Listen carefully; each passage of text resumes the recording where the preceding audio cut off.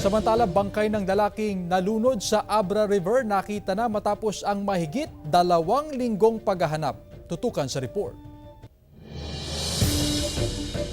Nakitang nakalutang sa Abra River na bahagi ng barangay Kilat, Langiden, Abra ang bangkay ng 32 anyos na si Joseph Boreta matapos ang 16 na araw na pagkahanap. Tatawid daw sana sa ilog ang biktima noon ng tangayin ng Agos. Nakita ang nakalutang na bangkay higit kumulang 300 metro ang layo mula sa lugar kung saan nalunod ang biktima.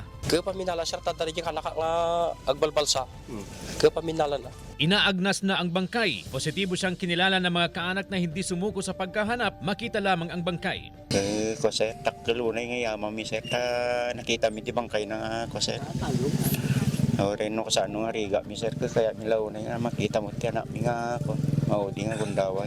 Nagpapasalamat ang pamilya sa lahat ng tumulong sa search and retrieval operation. Pinakremate ang bangkay ng biktima. Ayon sa PNP, posibleng sumabit ang biktima sa ilang debris sa ilalim ng ilog kaya natagalan bago lumutang. Nagpaalala ang pulisya na maging maingat sa pagtawid sa ilog at laging isaalang-alang ang kaligtasan. No, awan man ti pang-ala tayo ti kuha, ti life vest, agala tayo ti empty bottle, nga itali tayo ti bagi tayo, kan habang agpaspasyar tayo ti karayan, kat adalan tayo madlang